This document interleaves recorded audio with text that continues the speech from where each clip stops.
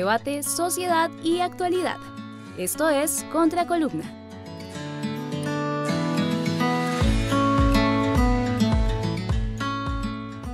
Hola, bienvenidos nuevamente a nuestro espacio de contraportada. En la contracolumna, ahí viene el coco y no es como lo pintan. Vamos a continuar en nuestra reflexión en un elemento que habíamos dejado la semana pasada, en el sentido en que reconocemos que es necesario ocuparse en conjurar el miedo. ¿Cómo conjuramos el miedo? Y habíamos entendido además que una de las maneras de lograr conjurar el miedo pasa efectivamente por decidirnos a ser unos ciudadanos participativos, unos ciudadanos responsables, unos ciudadanos que se involucran, que preguntan, que cuestionan y que además, eso sería lo de hoy, son capaces de poner en duda lo que está aconteciendo.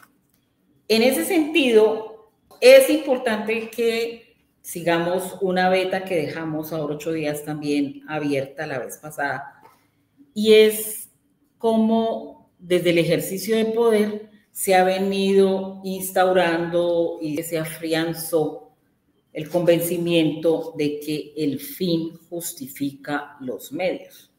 Entonces quiero hoy que pensemos en dos elementos. Uno es ese elemento proveniente, según algunos, de Maquiavelo y otros dicen que de Montaigne, de Miguel de Montaigne, de cómo nosotros vamos a ser capaces de relacionar esa intervención que tiene el miedo como emoción política que intentan instaurar o que instauran efectivamente a través de los distintos ámbitos en el mundo de la política, cómo acuden a estrategias desde las cuales además nos convencen a los ciudadanos, que son convenciones y estrategias lícitas que cubren unas finalidades evidentemente morales, pero que lo que está en el medio son las maneras, las estrategias, los medios que son non santos para conseguir aparentemente fines lícitos. Y eso quisiera que lo contrastáramos con una frase bien famosa del presidente Franklin Delano Roosevelt en 1933, cuando se posesiona, que venía de Estados Unidos de la fuerte depresión de los años 20 y recibe un país medio desordenado económicamente, socialmente, políticamente incluso. Y en su discurso y en la práctica que dice hacer como político y como estrategia, invita de manera reiterada a sus conciudadanos a no tenerle miedo al miedo. Es decir, que el miedo más peligroso es tenerle miedo al miedo, lo cual se convierte en lo que nosotros estamos intentando entender en una invitación. ¿Para qué? Para conjurar el miedo. Pero recuerden que para poder hacer un ejercicio efectivo de conjurar el miedo, de alejarlo, de ponerlo en su sitio, es necesario dedicarse, esforzarse en comprender qué está pasando allí. Si nosotros nos devolvemos a qué implica dentro de la política del miedo, el fin justifica los medios. ¿Qué hay detrás de ese fin justifica los medios que ejercitan tanto los pregoneros del coco como los políticos que están infligiendo miedo a las comunidades, a las sociedades, a los individuos? ¿Qué es lo que hacen allí? ¿De qué medios se valen para instaurar y que su política del miedo, la estrategia política del miedo funcione a la perfección? Además, porque la manipulación que ejercen nos impide a los demás darnos cuenta que lo que están haciendo es engañándonos, mostrándonos unos muy peligrosos enemigos que nos van a llevar a la crisis, pero que efectivamente cuando empieza usted a hurgar en la propuesta y en lo que nos están diciendo, nos estamos dando cuenta finalmente que ni es enemigo, ni es el coco, y que tampoco ese coco efectivamente es como nos lo están mostrando, como nos lo están pintando, como nos están diciendo que está actuando, lo cual implica que hay atrás como un proceso claramente establecido de tergiversación de los acontecimientos. ¿Qué hace quien se desenvuelve desde la convicción de que el fin justifica los medios? Eso yo diría, en primer lugar, que fue lo que nos permitió en el país un cierto aceleramiento en la apropiación y el establecimiento de todo ese etos mafioso que lastimosamente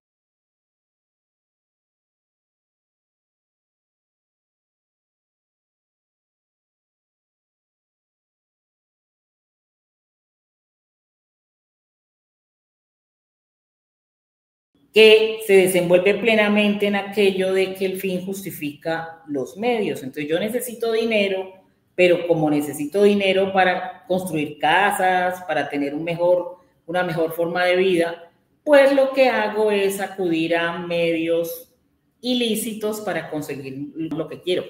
Y eso llevó, por ejemplo, a un ejercicio de instrumentalización de las personas. ¿Qué hay detrás de el fin justifica los medios? Yo utilizo a las personas cuando lo pongo, lo aplico, lo llevo a la realidad, al contexto. Lo que estoy haciendo es instrumentalizando a las personas. Convierto a las personas en medio. Utilizamos a las personas para conseguir las finalidades que queremos. Y ello implica, por ejemplo, pasar por encima de los derechos humanos de las personas, no reconocerles su dignidad, no respetarles el derecho a la vida, ni la posibilidad de que haya arraigo en las condiciones que les permitan tener una vida digna, una vida diferente, que les permita ser felices, que es la opción que tienen los seres humanos. ¿Qué hay allí detrás de ese fin justifica los medios? ¿Cómo cuando instrumentalizamos a los demás se justifica incluso la violación de las posibilidades de vida tranquila, segura de las personas? ¿Por qué? Porque empieza el otro elemento a circular, y es que necesitamos vigilancia, necesitamos control. ¿Y por qué se requiere vigilancia y control? Porque necesito controlar la libertad de los otros, la libertad de esos que me han mostrado como enemigos, pero que al negarle la libertad a los otros, yo estoy manteniendo aparentemente mis libertades. Entonces, ¿qué es lo que voy a justificar, por ejemplo, a nombre de la seguridad, el control y la vigilancia de los ciudadanos? Primero, incluso se aprueba, se facilita, se justifica la censura, se justifica lo que nosotros hemos visto en buena parte de los últimos gobiernos, y es lo que en Colombia llamamos como las chuzadas. Yo hurgo en la vida del otro, lo sigo, indago donde no tengo que indagar porque el derecho a la intimidad está reconocido en la Constitución, pero a mí no me interesa porque como tengo un fin aparentemente para poderle dar a los demás seguridad, no importa si tengo que pasar por encima de ellos. No importa si las estrategias que se aplican no son santas. Pero además es que hay una parte de la sociedad que se da cuenta que esas estrategias las está aplicando, y entonces esa parte de la sociedad también empieza a experimentar miedo.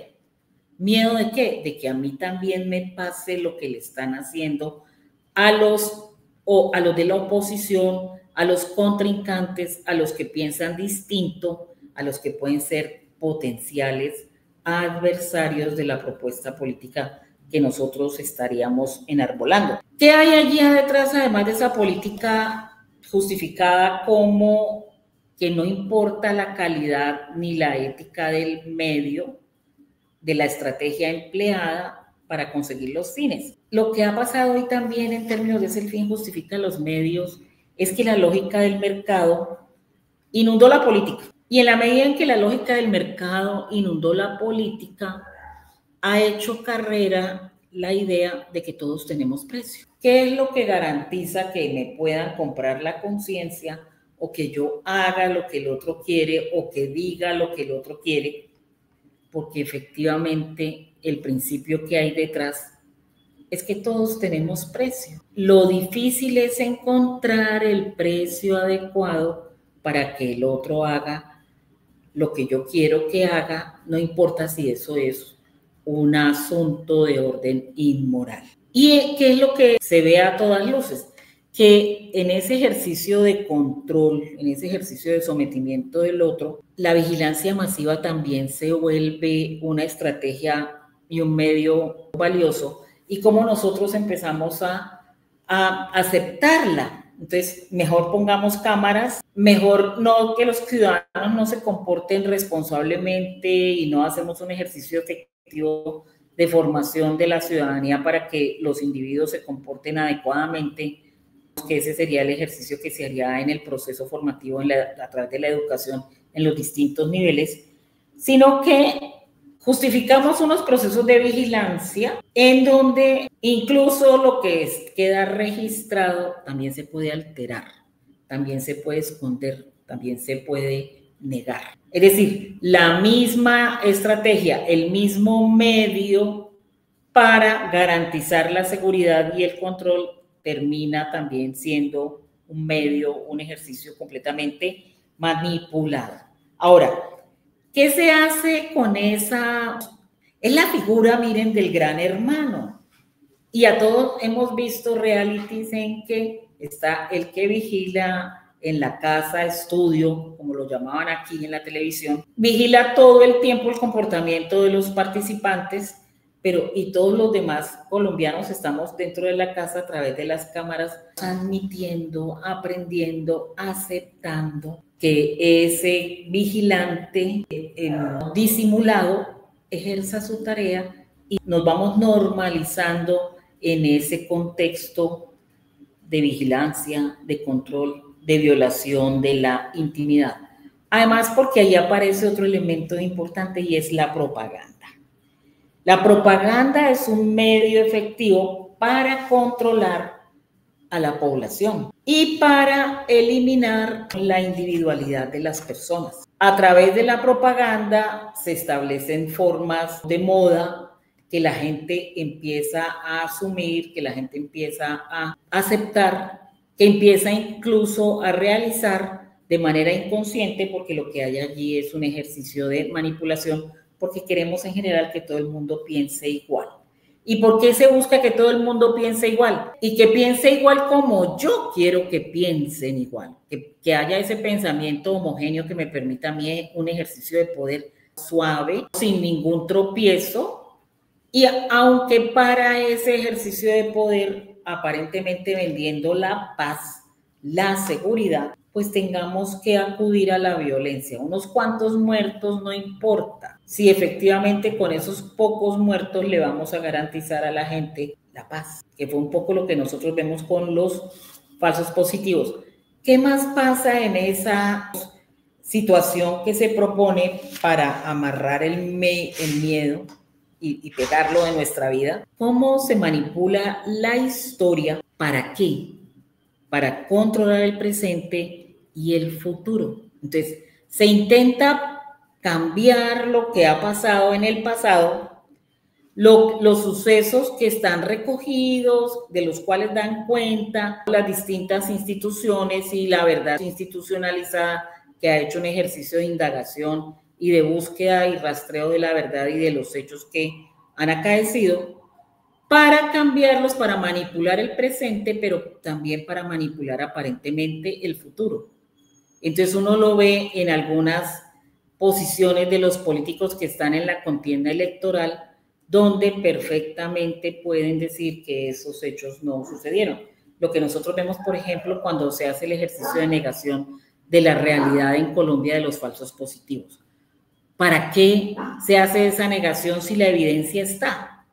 Si los muertos están, si las reclamaciones están. Entonces, ¿cómo salir al paso a ese temor que nos están infundiendo? ¿Cómo conjurar el miedo y cómo ser capaces de no tenerle miedo al miedo? Desde la convicción de que el miedo más peligroso es el miedo al miedo. A mí me da miedo, le temo. No le tengo que temer a nada, sino al miedo mismo. Es decir, no me puedo dejar dominar por la emoción del miedo, porque esa emoción del miedo en su manipulación desde el aspecto político lleva a la gente a la inacción, lleva a la gente a no reconocer sus necesidades, lleva a la gente a saber que las cosas no están funcionando bien.